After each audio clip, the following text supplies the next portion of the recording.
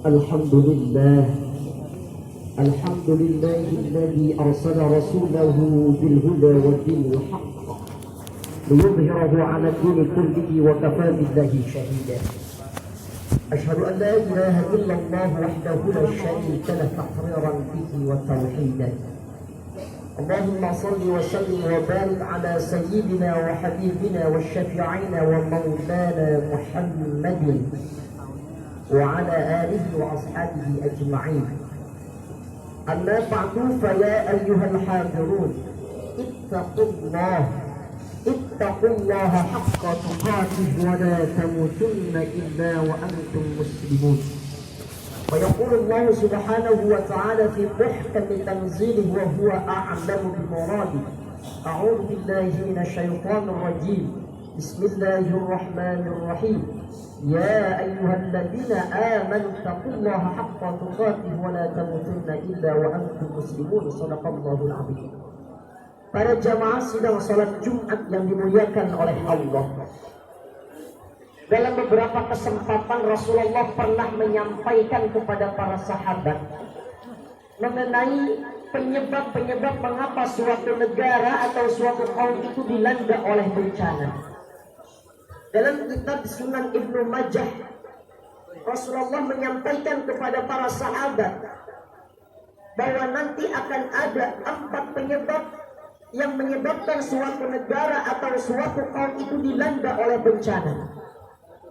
Dalam kesempatan yang mulia ini hanya 2 saja yang saya sampaikan. Yang pertama, kata baginda Rasulullah, lam tadhar al-fahishatu fi qaumin qat hatta yu'linu biha illa fashafihim at-ta'una wal awja' allati lam takun fi aslafihim. Kalau sebuah negara atau sebuah kampung sudah melakukan kemaksiatan secara terang-terangan, maka Allah akan menurunkan sebuah bencana.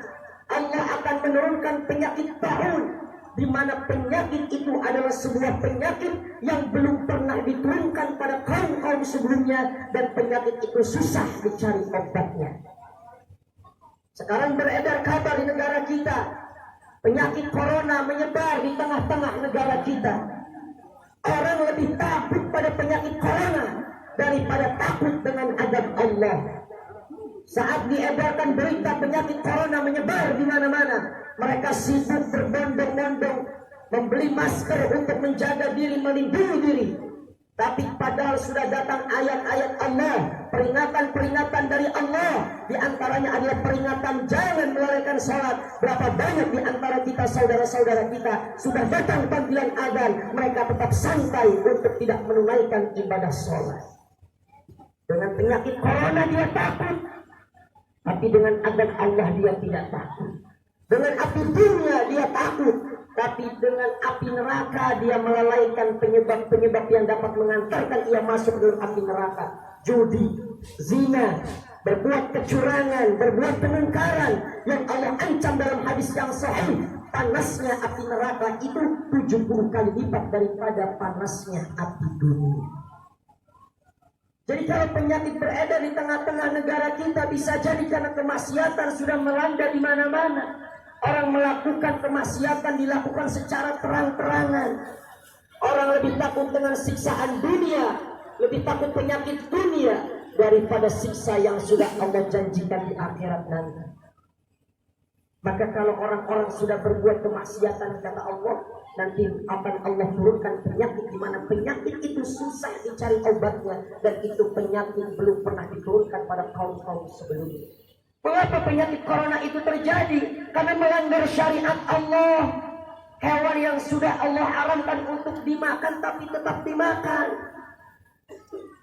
Makanya Islam itu agama yang mulia. Ada sebuah kitab yang berjudul Hikmatut Tasyri' wal Falsafah.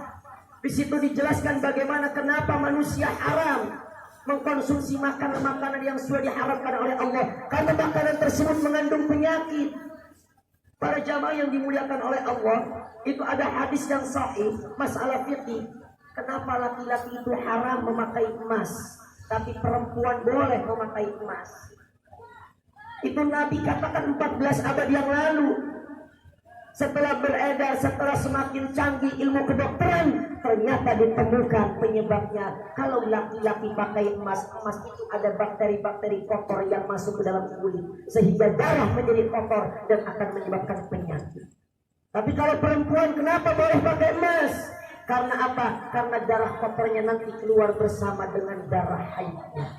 Itu salah satu kemuliaan Islam. Hikmatul tasyri' wal falsafah. Pasti ada hikmah mengapa Allah mengharamkan atau menghalalkan suatu perkara. Kemudian yang kedua, mengapa suatu negara atau suatu kampung itu dilanda oleh bencana? Walam yanqusul mikyala wal mizan illa ukhidtu bis-sinin wa syiddatul ma'una wa jawri sultan. Kalau orang sudah melakukan praktek-praktek kecurangan, baik curang dalam berdagang, baik curang dalam bekerja, maka nanti Allah akan menurunkan di tengah mereka pemimpin-pemimpin yang zalim. Dan Allah akan menimpa kepada kita kemarau yang begitu panjang. Datang musim kemarau, tetangga kita bahkan diri kita sibuk mencari orang yang bisa memompa air kita karena airnya sudah kering tidak keluar. Sekalinya datang hujan, banjir tidak terduga, banjir di mana-mana. Bisa jadi karena praktek kecurangan sudah terjadi di mana-mana. Curang itu tidak hanya berlaku kepada pedagang, sama kepada karyawan. Jika dia datang terlambat, tidak tepat pada waktunya dan pulang sebelum waktunya, itu pun termasuk orang yang curang. Wailul lil mutaffifin, celaka orang-orang yang curang, celaka orang-orang yang mengurangi takaran atau timbangan.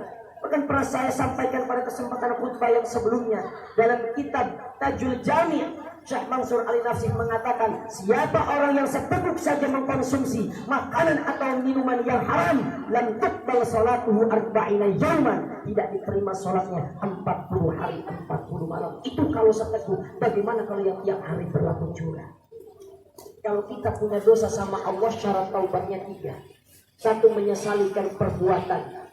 Kemudian yang kedua, bertekad untuk tidak mengulanginya lagi. Dan yang ketiga, mohon ampun kepada Allah. Tapi kalau dia punya dosa sama manusia, ditambah kata Al-Imam An-Nawawi, syarat taubatnya menjadi 4, minta maaf kepada orang-orang yang pernah dia zalimi. Maka kalau di tengah-tengah negara kita terjadi penyakit di mana-mana, bencana di mana-mana, musim kemarau panjang, sekalinya datang hujan banjir tiada terkira karena maksiat. Maka kata Allah, wattaqu fitnatan la tusibanna alladziina zalamu minkum khassah. Takutlah engkau kepada sebuah bencana yang kalau dia datang tidak hanya menimpa orang yang berbuat maksiat saja, tapi orang-orang yang ada di sekitarnya pun akan terkena dampak. Sama halnya Bapak yang dimuliakan oleh Allah. Kalau kita hidup dalam berkeluarga, ada satu saja anggota keluarga kita yang tidak salah, yang hobinya zina, hobinya main judi, hobinya mabuk-mabukan, sama saja itu dalam kitab Tanjul Ghafil karya Imam Abu Lais At-Tamarfandi dikatakan bagaikan orang yang hidup dalam sebuah kapal. Ada satu orang yang membolongi kapal itu sehingga kapal itu tenggelam. Kalau kapal itu tenggelam, tidak hanya orang yang membolongi kapal itu, tapi semuanya kena dampaknya, semuanya pun akan ikut tenggelam. Wattaqu fitnatan la tusibanna alladziina zalamu minkum khassah. Takutlah engkau kepada sebuah bencana. Kalau dia datang tidak hanya menimpa orang yang berbuat maksiat saja, tapi takut akan terkena dampaknya. Maka kalau di hati kita setelah kita melakukan kemaksiatan, kemudian hati kita tidak merasa menyesal, itu kata Imam Ibnu Athaillah pertanda bahwa hati kita sudah mati. Kalau kita pengen tahu hati kita sudah mati atau masih hidup, kata Imam Ibnu Athaillah, min alamatil mautil qalbi ala ma fataka minal muwafiqati wa tarkun nadami fi wujudi zalati. Kalau orang berbuat maksiat, lalai dalam sholat, lalai dalam beribadah, mereka sama sekali tidak merasa menyesal, itu pertanda bahwa hati mereka sudah mati.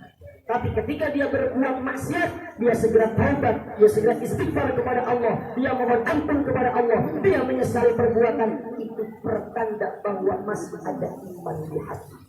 Mudah-mudahan Allah tanamkan keimanan dalam diri kita.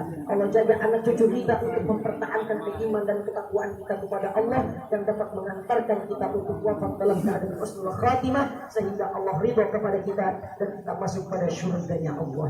Barakallahu li wa lakum fil Qur'anil azim wa nafa'ani wa iyyakum bima fihi minal ayati wa dhikril hakim wa taqabbala minni wa minkum tilawatahu innahu huwas samiul alim. Aqulu qawli hadha wa astaghfirullahal azim li wa lakum wa lisa'iril muslimin wal muslimat والمؤمنين والمؤمنات فاستغفروه إنه هو الغفور الرحيم.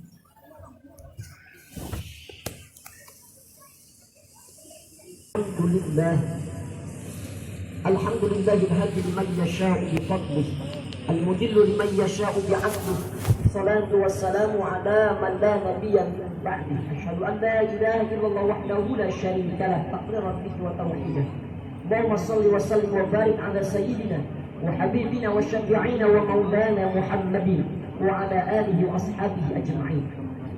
أما بعد فيا أيها الحاضرون اتقوا الله ولتنظر نفس ما قدمت لغد واتقوا الله إن الله خبير بما تعملون. ويقول الله سبحانه وتعالى في محكم تنزيله وهو أعلم بمراده. أعوذ بالله من الشيطان الرجيم. بسم الله الرحمن الرحيم. إن الله وملائكته يصلون على النبي يا أيها الذين آمنوا صلوا عليه وسلموا تسليما. اللهم صل على سيدنا محمد الفاتح لما أغلق وخاتم لما سبق ناصر الحق بالحق والهادي إلى صراطك المستقيم وعلى آله وأصحابه حق قدره ومقداره العظيم. اللهم اغفر للمؤمنين والمؤمنات والمسلمين والمسلمات الأحياء منهم والأموات إنك سميع قريب مجيب الدعوات وقاضي الحاجات. اللهم انصر الإسلام والمسلمين. اللهم انصر إخواننا المجاهدين في كل مكان. اللهم أهلك الكفرة والمشركين ودمر أعداءك أعداء الدين. عباد الله إن الله يأمر بالعدل والإحسان وإيتاء ذي القربى وينهى عن الفحشاء والمنكر والبغي يعظكم لعلكم تذكرون. فاذكروا الله العظيم يذكركم واشكروا على نعمه يزدكم واسألوكم من فضله يعطيكم ولذكر الله أكبر. أقيموا الصلاة.